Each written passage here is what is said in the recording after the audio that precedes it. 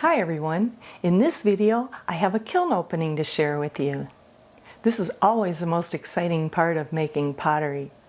These were fired to cone 5 with a 20-minute hold. The hold helps to cure the glaze better and ensures that the temperature is even throughout the kiln. I tried a few new things with this batch. I'm really excited to see how it turned out. Let's take a look inside. Yes, this loving cup vase turned out beautiful, just as I hoped. I love the colors.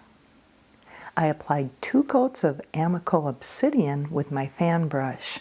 Then 3 coats of Amaco Indigo float on the top half and Amaco Smokey Merlot on the bottom. Adding the obsidian as a base really brightens up the Smokey Merlot and Indigo float. And I made the handles intertwined purple and blue. I'm so glad it turned out. This loving cup vase I made as a wedding gift. I was afraid the indigo float would flow down a little too much, but just perfect. I think they'll love this loving cup vase. I poured Amaco Deep Firebrick on this bud vase. Then sprinkled some Spectrum White glaze crystals on the top. I thought the glaze crystals would expand more, but it still looks good. The deep fire brick is a nice rich color. Oh, my planter. Oh, did that turn out nice. I applied 2 coats of Amaco Obsidian with my fan brush. Then applied 3 coats of Amaco Indigo float. And at the last minute, I brushed 3 thick coats of Amaco Oatmeal on the top. I'm really glad I did that. It turned out even better than I thought it would.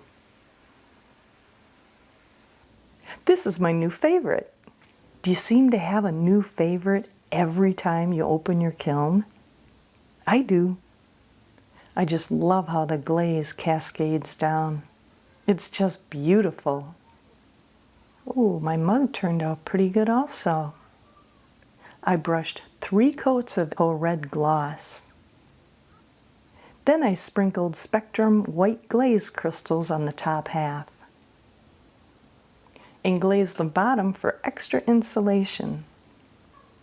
I poured the Amaco Red Glaze inside. For my mugs, I always pour the glaze inside. It gives me a nice smooth finish on the inside. Let's see what the next shelf reveals. This is a great mug for a YouTuber like me. I brushed 1 coat of Speedball Red Underglaze on.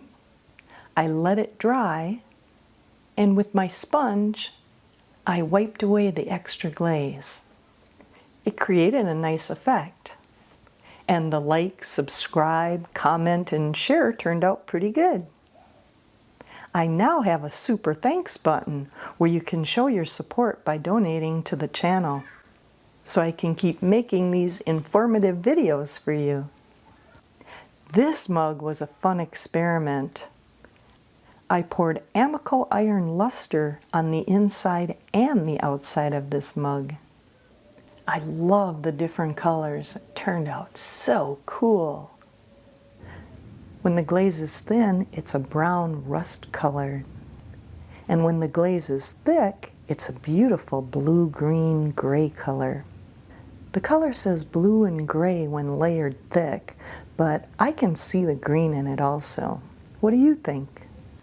As you can see on the inside, there's no texture, so the color is mainly blue, green, and gray. So if you'd like this really cool effect, then you would have to apply it to a textured piece of pottery. And I only applied 1 coat on the bottom, so you notice how it has that rust color on the bottom. I usually apply the Amaco Iron Lustre as a base coat, but with textured pottery, I think I'll just use the iron lustre all by itself. Now with this mug, I applied 2 coats of Amaco Obsidian with my fan brush, 1 coat of Amaco Textured Turquoise, And as you can see on the bottom, 1 coat of Amaco Textured turquoise. That's why it's green. Then 1 coat of Amaco Smoky Merlot. Then 3 coats of Amaco Artic blue on the top half of the mug. I love how it flowed down. Just beautiful colors. You can see a little Smoky Merlot on the bottom half of the mug. It looks pretty cool. The handle turned out really nice too. Altogether, I applied 7 coats of glaze. So to get a flowing effect like that, you have to apply at least 5 to 7 coats, I've found. Now this is the first time that I've used Spectrum Watermelon. It's a semi-transparent glaze. I applied 3 coats on this mug. Then I applied 2 thick coats of Amaco Dark Flux. I could have applied a few more actually. It would have flowed down a bit more. This is the first time I've used the Dark Flux. Get a little closer here so you can see how the Dark Flux flowed down the mug. There we go. I like it. It turned out pretty good. Nice on the inside. I like the effect of the Dark Flux. Ooh, my bowl turned out really good. I applied 3 coats of Amaco Red Gloss on the inside and outside. Just 1 coat of Amaco Red Gloss on the bottom. Then I sprinkled the Spectrum White Glaze crystals on half of the outside so it would look like the mug, and sprinkled it all over the inside of the bowl. It turned out pretty good. I like this effect. I really thought the glaze crystals would spread out a little more, but it still looks cool. Now I have a matching set. I think I'll keep the set together. Another Amaco Iron Lustre mug. This mug turned out nice too. The color difference is really dramatic from the thin and thick glaze coverage. I love the color of the thick iron luster and the thin iron luster. It does have a beautiful rust color. Whenever I use the iron luster by itself, I'm going to make sure that the carving is deep so it shows the difference in the colors. That's pretty cool.